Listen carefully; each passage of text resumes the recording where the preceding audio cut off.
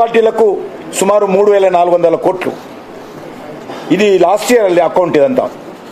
అదేవిధంగా గ్రామీణ స్థానిక సంస్థలకు 15వ ఆర్థిక సంఘ నిధుల ప్రకారం 7,200 కోట్లు.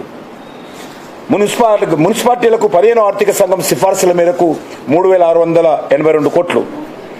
జలజీవన్ మిషన్ కింద 1,588 కోట్లు. ప్రధానమంత్రి సడక్ యోజన కింద 1,196 కోట్లు. ప్రధానమంత్రి ఆవాస్ యోజన కింద వ్యక్తిగత రుణాల కోసం ఈరోజు 1,428 కోట్లు. అదేవిధంగా ఏదైతే పేద ప్రజలకు ప్రతి నెల 5 కేజీల చొప్పున బియ్యం ఇస్తున్నామో ఉచితంగా పేదవాళ్ళ కోసము 27,612 కోట్ల రూపాయలు పేద ప్రజల కోసం ఉచితంగా బియ్యం అందిస్తూ ఉన్నాం. కిసాన్ సన్మాన్ నిధి సుమారు 40 లక్షల మంది రైతులకు 13 విడతల్లో 4 నెలలకు 2,000 చొప్పున, సంవత్సరానికి 6,000 చొప్పున మరి కేంద్ర ప్రభుత్వం సుమారు 11,000 కోట్ల రూపాయలు ఖర్చు చేయడం జరిగింది ఇప్పటి వరకు. అంతేకాకుండా మరి ఈరోజు సాయిల్ హెల్త్ కార్డు కోసం కావచ్చు, రామగుండంలో యూరియా పరిశ్రమ కోసం 6,338 కోట్లు ఖర్చు చేశాము. ఆ పరిశ్రమ కూడా ప్రారంభించాము. ఆ పరిశ్రమ ప్రారంభించడానికి ప్రధానమంత్రి గారు స్వయంగా రామగుండం వస్తే మన ముఖ్యమంత్రి గారికి అప్పుడు సమయం లేకపోయింది.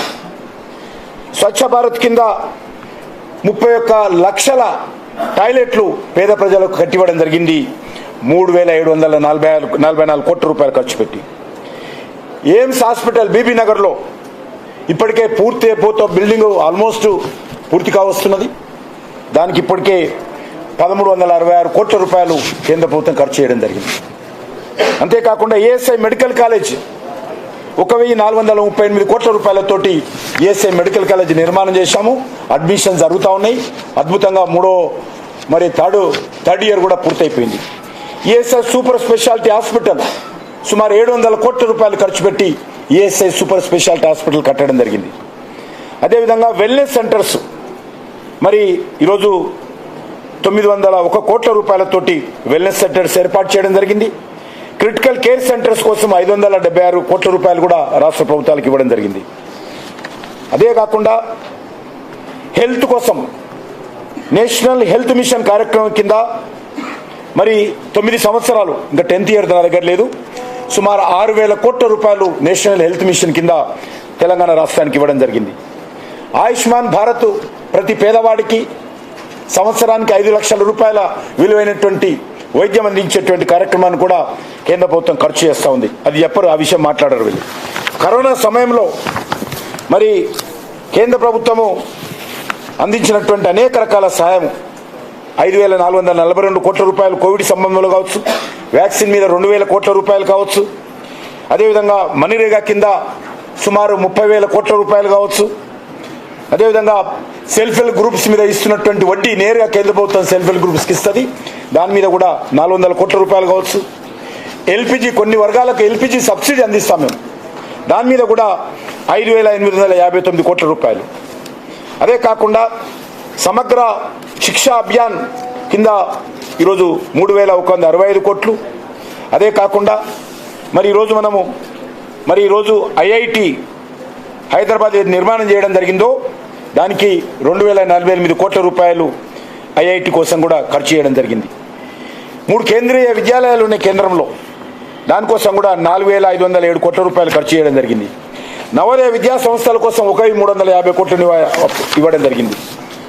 ఈ రకంగా మరి అనేక రకాల అభివృద్ధి కార్యక్రమాల కోసం నా దగ్గర చిన్న అమౌంట్స్ చెప్పడం లేదు. ఇంతకుముందు చెప్పినప్పుడు ట్రైబల్ యూనివర్సిటీ కోసం 900 కోట్లు, ఎస్సీ వెల్ఫేర్ కింద మరి 1,307 కోట్ల రూపాయలు, మరి అదే కాకుండా ప్రధానమంత్రి జన వికాస్ కార్యక్రమం కింద 91 వివిధ ప్రాజెక్టులు 30 లక్షల మంది మైనార్టీ విద్యార్థులకు అందించినటువంటి స్కాలర్షిప్స్ 1,151 కోట్ల రూపాయలు. అదే కాకుండా సైన్స్ సిటీ కోసము 232 కోట్ల రూపాయలు. అదేవిధంగా టూరిజం కింద ఆల్మోస్ట్ 500 కోట్ల రూపాయలు. అదే కాకుండా ఈరోజు డిఫెన్స్ యాక్టివిటీ కోసం కూడా 1,14,975 76 కోట్ల రూపాయలు ఖర్చు చేయడం జరిగింది. ఈ రకంగా నేను మరి మిగతా విషయాలు ఇంకా చాలా డీటెయిల్గా నా దగ్గరకు ఉంది. ఈరోజు మనవి చేస్తా ఉన్నాను. ఈరోజు కేసీఆర్ బాటలోనే ఏదైతే కుర్చీ కంటే తన అహంకారమే ముఖ్యము అనే విధంగా రాష్ట్ర ప్రయోజనాల కంటే మరి ఏ రకంగానైతే రాజకీయాలు ముఖ్యమైన విధంగా ఈరోజు రేవంత్ రెడ్డి గారు వ్యవహరిస్తూ ఉన్నారు. ఇది చాలా దురదృష్టకరం. తెలంగాణ ప్రజలు చేసుకున్నటువంటి దురదృష్టకరం. కేసీఆర్ ఏ రకంగానైతే వ్యవహరించారో ఈనాటి ముఖ్యమంత్రి కూడా అదే విధంగా వ్యవహరిస్తూ ఉన్నారు. తన తప్పిదాలు, తన వైఫల్యాలు, తమ ప్రజలకు ఇచ్చినటువంటి హామీలు అమలు చేయకుండా చేయలేని చేతగానితనంతో ఈరోజు తన వైఫల్యాలను, తమ బాధ్యతలను కేంద్రం మీద రుద్దేటువంటి ప్రయత్నము ఈరోజు మరి తెలంగాణ కాంగ్రెస్ పార్టీ ప్రభుత్వంలో గతంలో కేసీఆర్ ఏ రకంగా ఉందో ఈరోజు అదే విధంగా కనిపిస్తూ ఉన్నది. ఈరోజు మనం చేస్తా ఉన్నాను. నేను చాలాసార్లు ఢిల్లీకి వచ్చాను, కలిశానన్నాడు. చాలాసార్లు వచ్చారు. కేంద్రాన్ని కలవడానికంటే ఎక్కువ కాంగ్రెస్ పార్టీ నాయకులను, కాంగ్రెస్ పార్టీ సోనియా గాంధీ కుటుంబాన్ని కలవడం కోసం ఎక్కువసార్లు వచ్చాడు. కేంద్ర ప్రభుత్వాన్ని కలవడం కంటే ఎక్కువ ఈరోజు కేంద్ర కాంగ్రెస్ పార్టీకి మరి అందించడం కోసం చాలాసార్లు వచ్చాడన్న విషయాన్ని ఈ సందర్భంగా మనం చేస్తున్నాను. ఈరోజు రైతుల కోసం ప్రతి ఎకరానికి ఎకరం ఉన్నటువంటి ఒక రైతుకు 10 ఎకరాలు ఉంటే 10,000 ఇంటూ 18,000, ఒక ఎకరం ఉంటే 18,000 చొప్పున ఈరోజు 60 లక్షల మంది తెలంగాణ రైతులకు ఈరోజు కేంద్ర ప్రభుత్వము మరి నేరుగా సబ్సిడీలు అందిస్తూ ఉన్నది. అంతేకాకుండా ఈరోజు రైతులు ఉత్పత్తి చేసినటువంటి రైతు ఉత్పత్తుల కోసం 20 లక్షల మంది తెలంగాణ రైతుల కోసం ఈరోజు 26,000 కోట్ల రూపాయలు ఒక్కొక్క సంవత్సరాన్ని ఖర్చు చేస్తూ ఉన్నాం.